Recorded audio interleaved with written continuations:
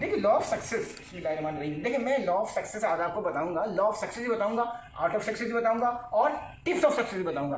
देखिए इन सब चीज़ों में सबसे इंपॉर्टेंट चीज़ है आपका टिप्स ऑफ सक्सेस, जैसे dedication like a way point and good goals. ठीक है sir, always be horizon hard worker for the future, always be think that I can do, I will be do, never ever afraid to solve any problems and ये कि always be think that I can do, Virat mister Virat, I can do and I will do. आप मेरी बात समझ लीजिए, ठीक है sir, ये बात हो गई। अब देखिए मैं सबसे पहले है कि सुकरात, बुकरात, अरस्तु, ये बड़े आपको पता है फलसफी थे, फलसफी की दुनिया में इनका बड़ा नाम था।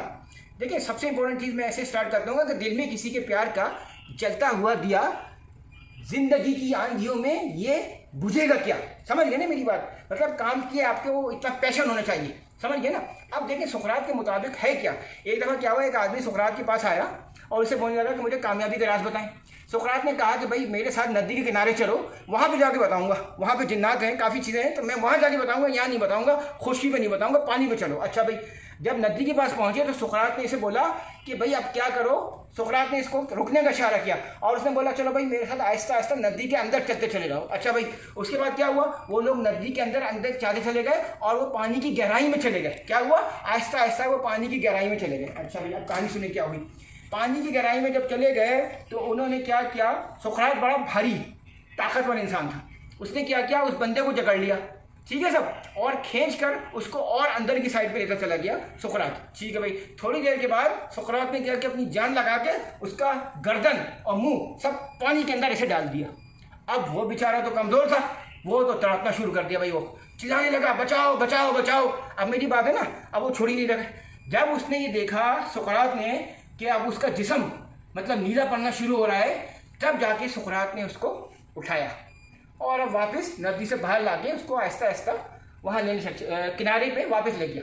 अच्छा, उसके बाद क्या हुआ, अब मेरी बात ज़रा गौर सुनो। उसके बाद क्या किया उसने, उसके बाद थोड़ी देर के बाद वो शख्स बोला मुझे बताओ, सुकरात ने बोला तुम्हें इतनी शिद्दत से क्या चीज़ थी जो तुम्हें मिल गई। आप मेरी बात समझे ना, क्या चीज़ थी, क्या प्रॉब्लम हुई उसे मिल गई।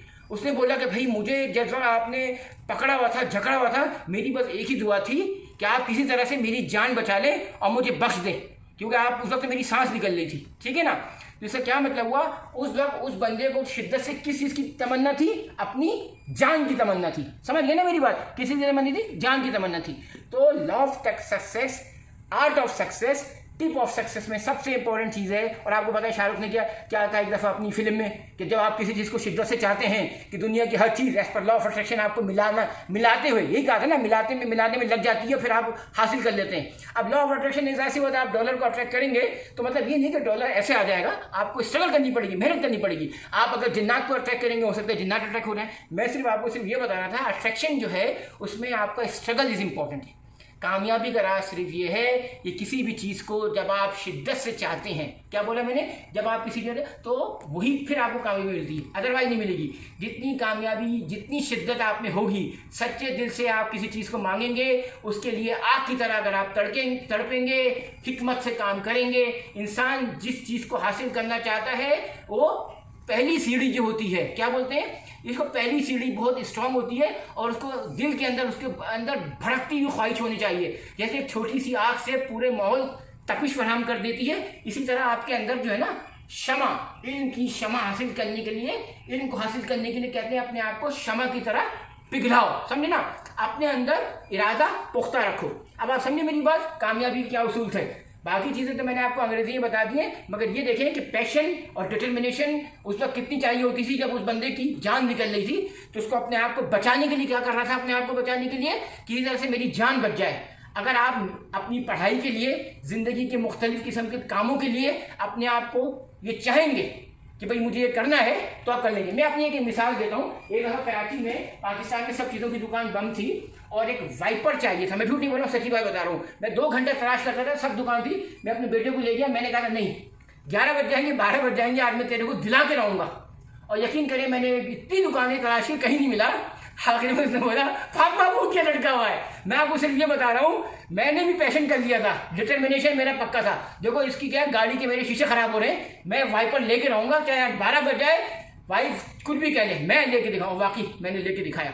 तो मैं आपको एक छोटी सी एग्जाम्पल सिर्फ इसलिए दी कि ये छोटी एग्जाम्पल्स जो हैं, कहते हैं ना कि छोटी सी चीज़ छोटी सी आग से पूरा बड़े से बड़े जहाज़ को आग ले जाती है। छोटी छोटी चीज़ों में ज़िंदगी में छोटी छोटी कामयाबी होती है ना, उसी से मिलकर आपकी बड़ी कामयाबी होती है। मेरी बात समझो मैं क्या बोल रहा हूँ। तो ये रोज़मर्रा में आपने कभी कुछ सीखा, कुछ पढ़ा, कुछ डेक पे सीखा, कुछ इंडियन में सीखा, कुछ ब्रिटिश पे सीखा, ये एक दिन का काम नहीं होता है, ये साल लग जाते हैं, 4 साल लग जाते हैं। आप समझ गए ना। जो छोटी छोटी कामयाबियों पर अपनी नज़र रखो, छोटी छोटी कामयाबी में अपना टाइम दो, टाइम अच्छी चीज़ों में दो। ये नहीं है कि लगे हुए मूवी देखने, आज जो है वो करिश्मा कपूर की है, कल जो है फिर करीना की है, फिर सोनम कपूर की है। इससे अच्छा आप पढ़ लेना सब। मतलब अभी कपूर फैमिली का मतलब वक्त अब खत्म हो गया, अब डिफरेंट फैमिलीज का वक्त आ रहा है, समझा करें आप। चलिए सब, थैंक यू।